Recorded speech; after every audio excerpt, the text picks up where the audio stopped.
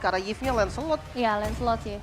Hayabusa. Oh, Hayabusa. Hayabusa. Berarti Lancelotnya kebuka nih? Lancelot kebuka. Untuk Arceusena, dan menurut aku bakal mahal banget buat adanya Lancelot di Arceusena karena dari segi mobilitasnya, dari segi damage output, ya terutama untuk ngejar ke area backline ini juga bisa banget, dan laning jauh tadi ya, yang sempat kita bahas juga. Sementara bisa lah untuk landing jauhnya. Link udah nggak ada, ya Lancelot kalau ditanya bisa banget Lancelot atau enggak. Ya nggak bakal sebagus Link, karena Link kan pakai Vinpoise baliknya kan. Dia untuk joinnya pakai Vinpoise. Atau mungkin kalau kita perlebar lagi dari opsi jungle-nya, dia main team fight juga seperti Pakito mungkin di area jungle-nya. Oh boleh sih. Jadi ada damage juga, dia bisa lari dari reward manipulation. Atau sebenarnya gue tadi sempat berpikir ke arah Karina, tapi Karina dipegang Yves ini agak susah loh. Setuju. Itu salah satu counter terberatnya ya kalau kita ngomongin ke arah Karina, dan Lancelot ya tetap bakal di-secure dengan beberapa pertimbangan juga yang mereka lakukan. Sedangkan untuk Yasby, justru di tangan mereka bisa ada Karina. Bisa banget untuk menghindari crossbow of tank, dan ya memang sebenarnya Lancelot masih bisa lah ngasih damage ke arah Karina. Lancelot ini tipe yang pakai skill untuk ngasih damage. Maka dari itu dia bisa untuk lawan Karina. Tapi pertanyaannya apakah Karina, karena sudah ada Akai ini yang langsung diambil, dan kemungkinan Akainya bakal ditaruh di posisi jungle juga. Ini pas banget sih, untuk langsung nge-counter juga ke altar dari seorang Paramis, dia acak-acak tim fight-nya, begitu juga untuk posisi dari seorang Kaja bersama Wanwan ditutup dengan adanya Batrix, yang berarti Akai sudah akan fix berada di sisi jungler game kali ini. Ini karena memang mungkin roamernya kan roamer Kadita ya. Iya. Jadi harus ada frontliner tambahan, karena kebetulan Uranus ini akan difokuskan untuk landing jauh. Dan nggak ada lagi kan yang bisa untuk di depan kalau Uranusnya di landing jauh. Makanya Akai pilihan yang lumayan tepat menurut gua. Bisa nge-counter dari Faramis juga. Jadi ketika altar dibuka, dia heavy spin, dia acak-acak aja tuh posisinya. Yang penting keluar dari altar. Karena altar sekarang udah nggak bisa. Kalau udah keluar dari bulatan altarnya, efek ghost-nya tuh hilang. Walaupun dia masuk lagi, efek ghost-nya nggak bakal balik. Ya itu dia. Kalau dulu kan masih ya sesuai durasi lah ya, mau dia kemana-mana juga. Jadi sekarang untuk Arceusena, pilihan terakhir mereka akan jatuh ke tangan seorang Benedetta yang tadi sempat digunakan juga oleh Yasby di game yang kedua. Dan menurut aku Benedetta ini bukan termasuk frontline yang terlalu kuat di area depan, tapi untuk ngomongin mobilitas lane jauh, ini bisa ada di tangan Benedetta. Ya, dia bisa antisipasi dari split push Uranus, tapi untuk team fight ya, mungkin counter initiate lah yang akan dilakukan oleh teman-teman RRQ. Karena untuk ngebuka, bisa aja dibuka karena dia punya Kaja gitu kan. Dia bisa tarik flicker satu, dan one-one-nya kalau memang pas banget timingnya, weakness pointnya pecah semua, langsung crossbow of tank. Tapi bisa dibalikin juga. Jadi kalau menurut gua counter initiate ini akan lebih baik untuk RRQ. Oke, so sebentar lagi kita akan lihat permainan antara Yasby dan juga RRQ. Siapa yang bisa menutup game kali ini dengan poin 2-1, game yang benar-benar mengadu. Dari segi gengsi, dari segi persaingan mereka juga sedari game yang pertama yang selalu memberikan perlawanan sengit. So, langsung saja kita masuk ke dalam game ketiga. Game terakhir dari match yang ketiga kali ini antara Yasby Esports dan juga RRQ Sena. Masih semangat sepertinya para pendukung dari kedua tim yang selalu hadir juga sampai di game ketiga, masih ditungguin, masih semangat juga. Dan yes, kita mulai game ini dengan adanya orange buff yang di setup oleh kedua jungle nih. Sama-sama start dari orange buff. Mid-nya mungkin power clear masih ada di RRQ karena KJ ini sangat-sangat ngebantu lah dengan untuk clear laning. Sementara untuk pergerakan dari Yasby, key-nya ngambil atas dulu biar sama-sama level 2. Ya, ini dia udah mulai ada beberapa pertukaran dan juga rotasi ya yang nanti akan mengganggu dari segi kedua junglernya juga. Tapi kalau ngomongin ke arah head to head, nih Batrix bisa main dari range yang benar-benar jauh banget. Dan untuk early harusnya dia bakal lebih unggul ke arah seorang one-one-nya dari segi clearing wave minute-nya. Tapi untuk late game itu bakal jadi hal yang berbeda lagi. Sekarang yang sudah mulai ada di sekitar area Little Wonder bisa di-secure, tapi ada Petrify yang langsung masuk dari bakal jadi bahaya. Untuk seorang Iyas, untungnya masih ada beberapa puncture yang bisa dimaksimalkan kali ini, meskipun masih akan dipaksa juga oleh seorang Okta yang sepertinya masih belum bisa mengikhlaskan Joyzy-nya. Masih ditarik sedari tadi dan ngebuat akhirnya Joyzy punya beberapa rotasi yang cukup terlambat, meskipun jungle creep-nya atau monster jungle-nya akan coba untuk di-secure satu persatu. Mungkin karena tidak ada retribution dari RRQ ya, langsung galak banget dari Yasby. Woi, udah retri nih, pasti informasi seperti itu yang akan terjadi. Langsung ditabrak 2 creep loh, ini yang diambil. Source yang lumayan mahal dari awal, diinvasi dari Yasby ini benar-benar agresif dari awal. Ini bisa jadi kayak di game kedua tadi. RRQ harus tahu nih momentumnya itu ada di mid game. Dari One yang sudah punya item, dari Lancelot yang sudah punya item. Jadi dua hero ini harus bisa dapetin space yang mahal dari awal sehingga bisa snowballing. Dan jangan lupakan One itu kan terakhir kena nerf ya. Ya, betul. Dari beberapa player profesional yang gua tanya, One ini kenapa jarang? Karena butuh 3 item katanya baru bisa ngelasain mobilitas yang tinggi. Ya, baru bisa kerasa juga dari segi damage crossbow of tank nantinya. Tapi sekarang untuk turtle-nya udah mulai dicicil lagi. Yasby terlihat memegang kendali sampai ke arah 90% karena gak akan ada perebutan retribution meskipun ada satu upaya yang diberikan oleh seorang Don. Turtle has been slain presented by Cassie tetap untuk teman-teman dari Yasby. Iya, diambil. Tadi sebenarnya niatnya memang pancing retribution aja. Jadi nggak ada invasi-invasi lagi yang dilakukan oleh Akai dari Juicy. Sementara untuk pattern jungle dari Lancelot-nya Ians nih, ini lumayan bagus karena dia langsung mirroring tadi. Dia dapetin semua source yang ada di bagian bottom lane, termasuk orange buff-nya. Dan akhirnya dari segi gold nggak kalah jauh. Mereka tetap bisa recover dari RRQ ini nggak ketinggalan dari segi gold. Mungkin dari XP ya, karena Turtle kan efek XP-nya itu yang dicari. Dan lihat, udah mulai invasi lagi dari Juicy. Lagi-lagi Desaran Juicy bakal coba untuk menjadi satu pengganggu kali ini. Dan nampaknya masih bisa disecure oleh seorang Ian dengan satu retribution yang on point juga. Tapi ini gangguan dari Deki dan juga Juicy entah akan jadi keuntungan atau kerugian buat mereka. Karena berarti mereka kehilangan beberapa waktu tanpa mendapatkan suatu apapun. Ya, yang bisa secure lumayan banget. Dan untuk bottom lane, kayaknya bakal jadi poking-poking aja mungkin dari keduanya ya. Menunggu adanya rotasi mungkin dari mid lane-nya atau dari jungle-nya yang datang ke arah bottom lane, itu baru bisa dapetin kill. Karena jujur untuk Beatrix range-nya terlalu jauh, untuk One dia punya debuff dari efek negatif. Itu yang bikin ya, ini dua-duanya susah di-kill sebenarnya dari marksman ya. Apalagi dua-duanya sama-sama belum bisa ngasih damage yang maksimal. Mungkin gue agak sedikit memberatkan ke arah Beatrix yang bisa ngasih damage lebih banyak daripada One di awal.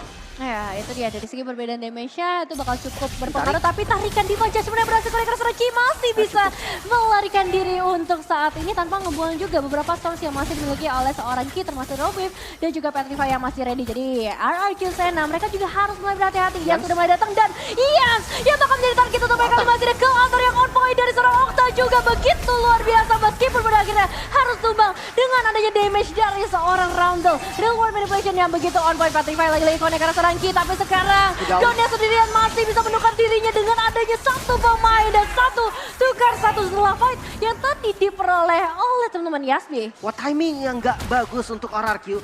Turtle-nya spawn di tempat dan di momen yang terjadi fight barusan. Langsung di setup juga dan sakit banget. Rainer apati langsung masuk ke arah Okta barusan dan ya akhirnya Oktanya harus mundur lah. Udah nggak bisa lagi nih pancing retribution karena Ians juga diinvasi kembali. Purple buff dan retribution untungnya masih bisa di-secure oleh Ians. Wah, ini diganggu terus menerus ya. Ians juga masih cukup sabar tapi ini dia untuk beberapa emblem yang dibawa Lethal Ignition untuk seorang Okta harusnya akan memberikan tambahan damage apalagi dia juga bawa Tenacity ya.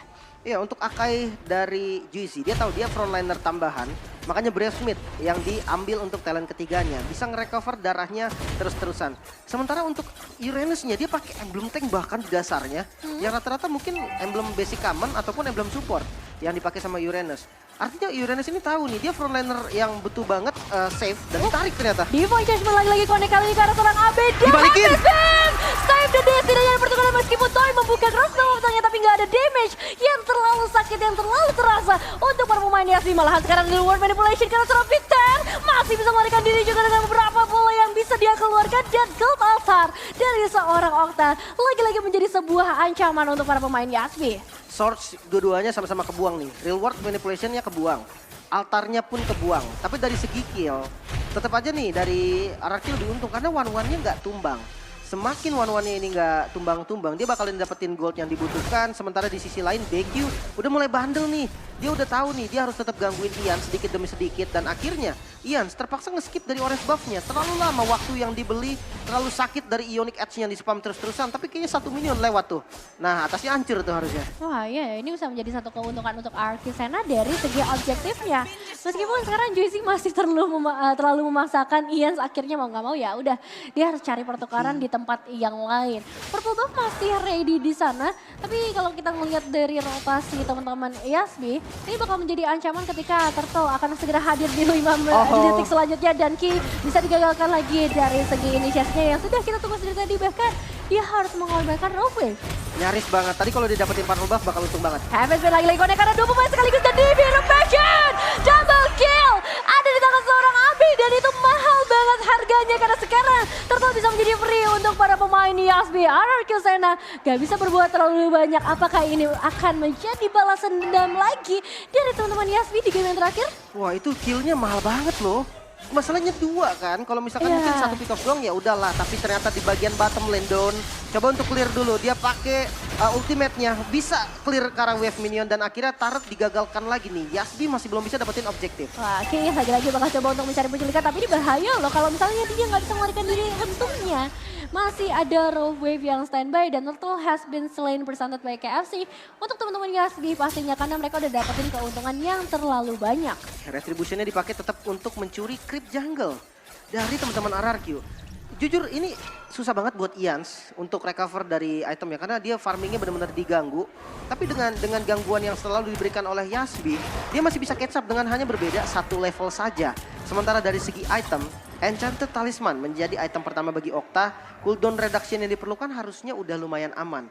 Tapi lihat dari posisi gift-nya Rondel, ini udah ada Ice Queen One nih. Nah ini udah kepegang pastinya dengan adanya Void Crystal yang nanti di spam. Hanya butuh Void Crystal, itu udah langsung bikin teman-teman dari RRQ ini seakan kayak altarnya tuh langsung nggak berguna gitu kan. Yang penting bisa ditaruh di tempat yang pas. Tapi mungkin bahas dikit tentang Don yang pakai item defense ini bagus banget. Oke, ini dia dari seorang Sai berhasil ngebuka cross lontong tapi lagi-lagi connect-nya ke arah orang yang kurang tepat untuk saat ini. Petar masih bisa mendapatkan 1 pemain dengan adanya Divine Judgment. Dan itu 1 eliminasi yang bisa dibilang cukup mahal juga meskipun dari Yasbi. Mereka masih punya beberapa power termasuk dengan adanya Heavy Spin dari seorang Juicy nantinya. 1 ternyata dari Tommy bakal menjadi sebuah prioritas kali ini dengan adanya seorang Abe yang udah dapetin 4 eliminasi bahkan Malefic Roar pun sudah di-secure. Wow, dapetin turret ini keuntungan yang lumayan banget. Coba ditukar nih sama Ians oleh outer turret yang ada di bottom lane. Walaupun sempat ditahan sebenarnya sama DQ, tapi kayaknya nggak bakal bisa.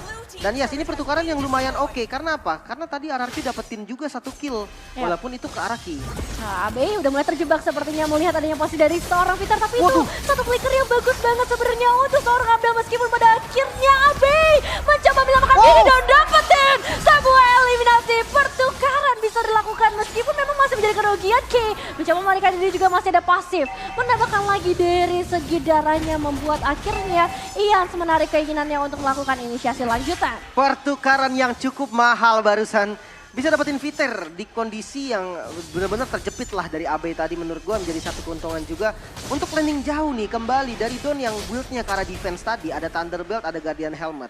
Artinya dia sustain banget dan DQ bahkan kali ini yang dikejar oleh Toy yang udah punya item. Harus lari lagi, harus cari posisi lagi. Walaupun emang Uranusnya tanky, dari emblemnya juga mendukung. Tapi tetap damage dari One-One yang udah punya item, itu bisa bocorin.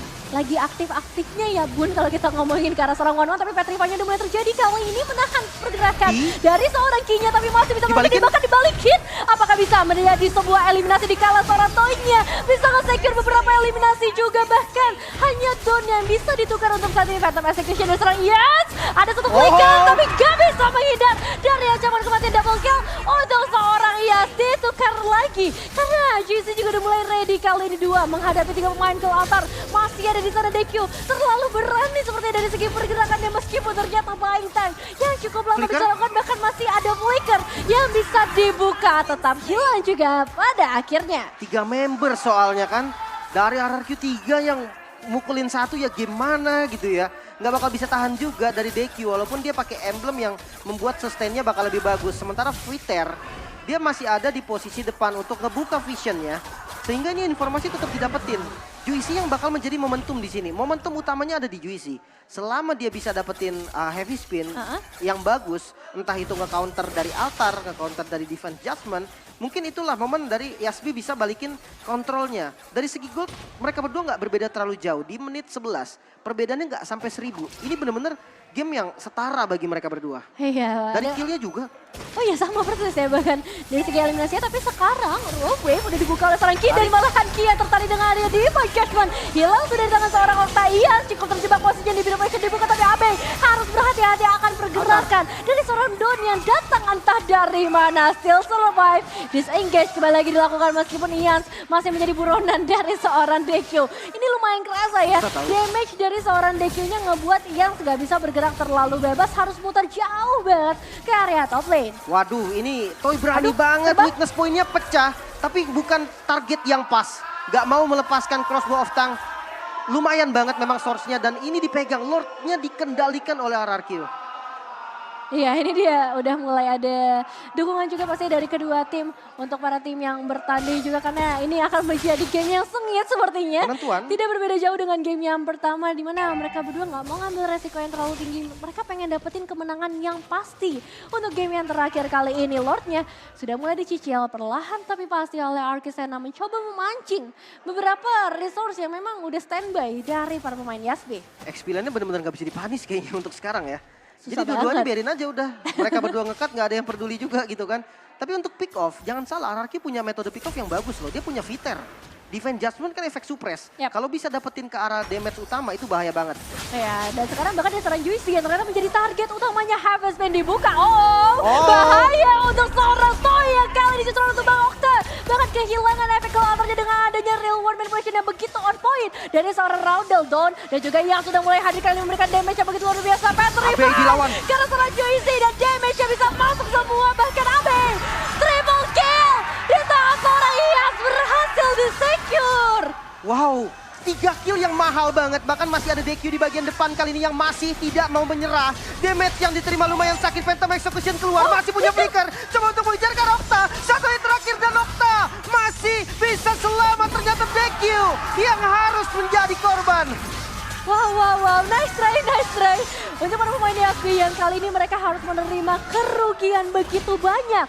4 pemain mereka hilang, Roundel untungnya masih bisa selamat, tapi sekarang pertukarannya menuju ke arah Lord untuk RRQ Zena. Lord yang sudah ter-enhance bahkan belum Lordnya datang, tapi mereka udah bisa ngedapetin keuntungan untuk outer turret di area mid. Oke, dan momentumnya kali ini masuk ke arah RRQ. Purple buff-nya masih bisa di-secure memang, tapi jangan lupa defense dari Lord Mechanism dari Yasbi ini itu bagus banget. Di game pertama kita lihat bahkan dengan dapetin Lord, RRQ malah terima kerugian. Ya. Ini yang harus diantisipasi. Tapi kalau untuk kita lihat di game kedua, sepertinya RRQ ini udah tahu cara menggunakan Lord yang bagus gimana. Mereka udah kembali disiplin.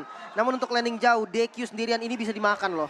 Ini satu momen yang memang merubah segalanya. Peter sudah mulai masuk mendapatkan satu pemain kali ini DQ yang bakal menjadi korban sepertinya tanpa adanya item defensive. Seperti Immortal hilang sudah frontliner dari Yasbi. Tapi kita melihat juga di sisi lain Don bisa melarikan dirinya karena target utamanya menuju ke arah Lordnya saja. Jadi target berikutnya satu. Phantom Execution dan hilang sudah pemain mati dari Yasbi juga. Gak ada lagi efek surprise yang bisa diberikan dalam beberapa detik ke depan. Oke, gue pikir dia tadi mau clear loh. Gue pikir dari key-nya dia mau clear wave aja gitu kan. Yang penting atasnya tetap aman. Ternyata enggak, dia coba dapetin kill ke arah Okta. Dan mid-nya masih di-push kali ini. RRQ pegang momentum, 5 member masih ready. Walaupun minionnya udah bisa di-clear seharusnya. Iya, ini masih bisa di-clear dengan adanya seorang Batrix. Defensive high ground yang harusnya masih cukup kuat juga. Dan RRQ Zena mereka pengen kemenangan yang lebih pasti. Ini dia beberapa itemization yang udah di bawah. Termasuk dengan adanya Windtalker yang baru saja diamankan oleh seorang Ians. Full item offensive. Iya, kita turunin lagi temponya. Kita coba bahas ke arah itemnya terlebih dahulu. Utility item yang udah jadi nih dari arah Roundel cukup membantu. Dan untuk Don, lihat dia tanky banget karena memang dia pakai dominance juga. War X doang 1 biji itu nggak, memang damage-nya nggak sakit-sakit banget. Dan ini bikin dia tuh sustain.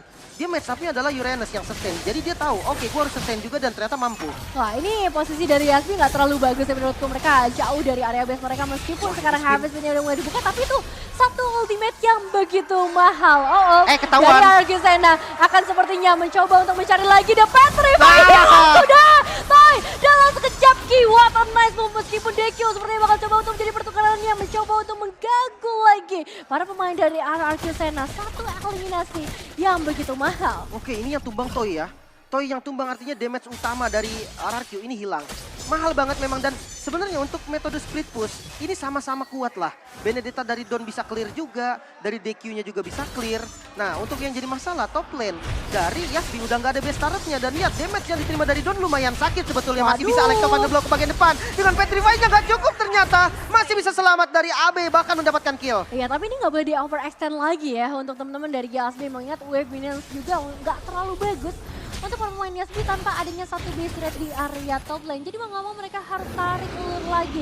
Mereka harus sadar juga dengan keberadaan Lord yang akan muncul untuk saat ini.